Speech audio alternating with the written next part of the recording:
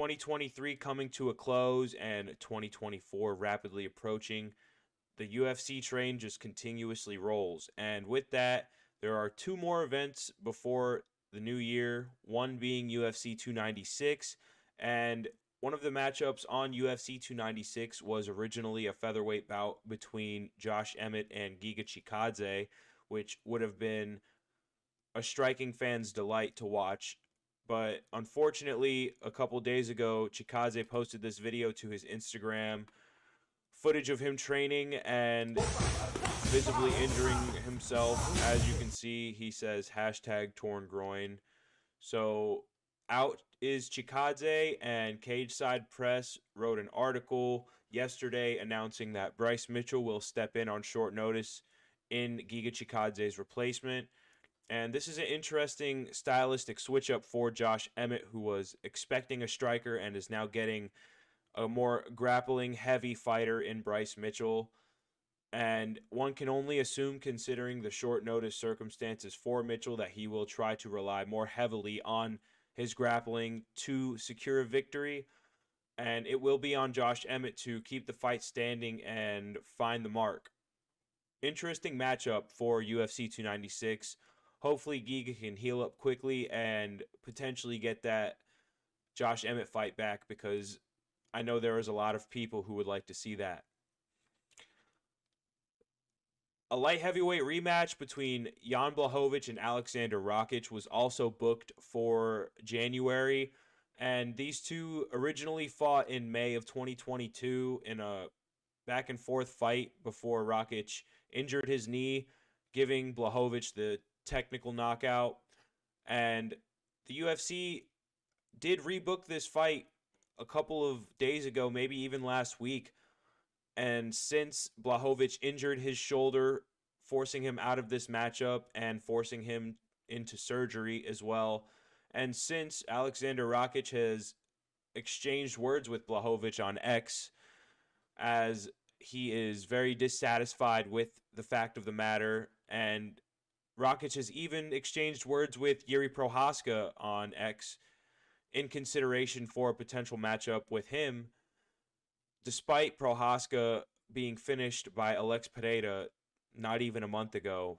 So it'll be interesting to see whether or not Rakic gets a replacement, or if the UFC holds out on the Blachowicz rematch until he is healed. A lot of featherweight news also, with Brian Ortega announcing on his Instagram with this post that he has a plan for his next fight. It's gonna be dope. Wait. It's gonna be dope. It's everything that I always wanted. Oh my. Yeah. That like location wise, opponent, like everything. Where's it at? I'm pulling up. I can't say nothing Damn. yet. Robert, I'm your plus.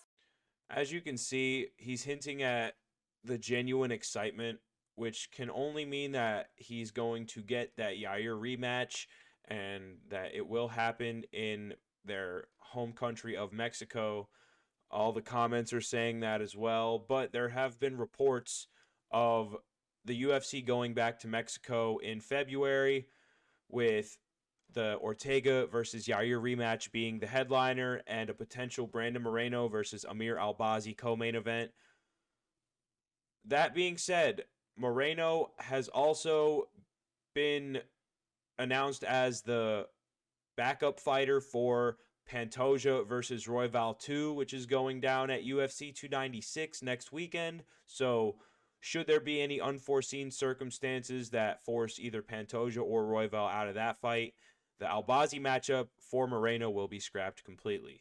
But as stated, the UFC is hinting at a return to Mexico in February. Another featherweight matchup that was announced was Dan Ige versus Lerone Murphy, announced today on SureDog. This article from Jay Petrie confirms. Interesting stylistic matchup for that February 10th UFC Fight Night card, and honestly, a matchup that has potential to steal the show. If you watched Lerone Murphy's fight against Gabriel Santos, that was such a competitive, back and forth, hard-hitting affair, and a great experience for the unbeaten Lerone Murphy as he is slowly creeping his way into the rankings. And Dan Ige is coming off of a hard decision loss to Bryce Mitchell, where unfortunately Mitchell was just capable of implementing that grappling heavy approach to Ige despite withstanding some damage from the hands of Ige. And this is a huge bounce back fight potentially for Ige, and a fight that will ensure his spot still in the featherweight rankings.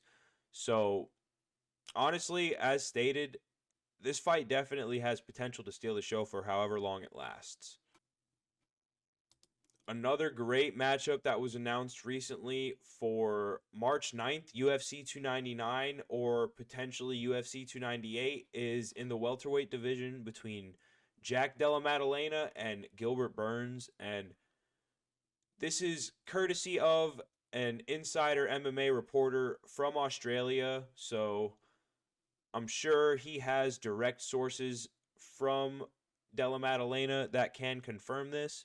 Nonetheless, Della Maddalena is undefeated in the UFC up to this point, and he's been in the organization for coming up on 2 years now, and he's finally getting that former title challenger fight against Gilbert Burns, who's looking to bounce back from all the unforeseen circumstances that led up to his fight against Belal Muhammad at UFC 288. And in that fight against Belal, he injured himself during a grappling scramble, which was just unfortunate because he was genuinely incapable of fighting to the absolute best of his ability, and it was obvious, and he still forged on to go to the distance. So this fight genuinely has potential to absolutely deliver. Della Maddalena's style is super fan-friendly. He loves to show off the hands. He's got crisp boxing. He's got a great chin. Obviously, in his fight against Basil Hafez, a lot of people like to say that he got quote-unquote exposed.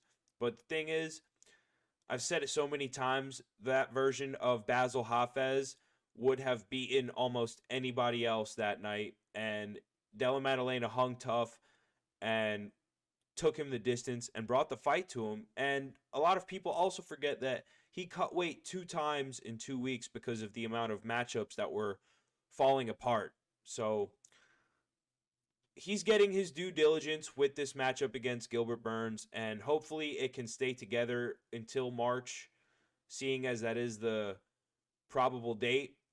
But this isn't even the start of the news amongst the MMA world, because one, Ian Machado Garry has been drawing headlines over the past week, just being controversial as usual, apparently regarding some defamation of character cases involving Neil Magny based off what he said about Neil Magny in the lead up to their fight, despite him also stating following beating Neil Magny in their fight that he only said that stuff to build hype for that fight, which is just so smooth-brained. But nonetheless, he poked the bear of Sean Strickland, who has been very vocal about the manner in which Ian Machado Garry goes about his life, his lifestyle, his relationship, all of that stuff. And he posted a video, Sean Strickland, either yesterday or today even, just stating that him and Ian Garry crossed paths in the UFC PI, and that Ian Garry was mean-mugging him, and that he's more than open to exchanging punches with Ian Garry. I'm going to try and find the video on Strickland's Instagram right now. Here we go.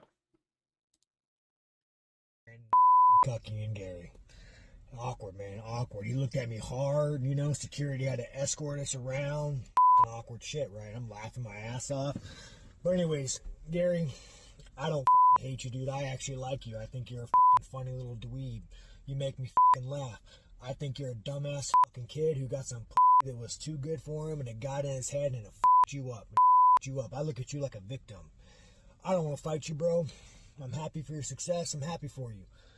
But if you look at me hard and you're feeling some kind of way, if you're feeling some kind of way that you need to get this shit handled, and you want to look at me hard, and that's what you want, slide up in the DMs, bro. I don't want it, but if that's what you want, you know where to find me, man.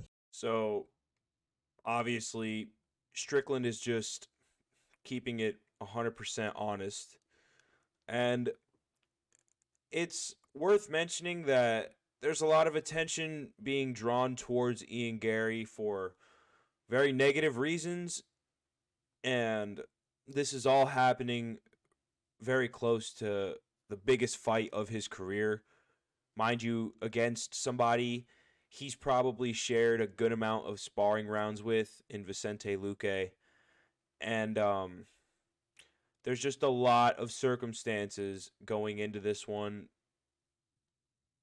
that could potentially affect his performance. And there's not a lot to say on Ian Garry involving him as a fighter because of the amount of content that is pushed regarding his life outside of the octagon. So take with that what you will. This has been a bit of a different style video compared to my usual fight talk uploads and interviews, but nonetheless, I hope you enjoyed it. It's kind of a more inside scoop, giving credit to people who are dropping consistent, solid, and accurate news for the MMA world. So, till next time, this is Casual Roundhouse, and we'll see you in the next one.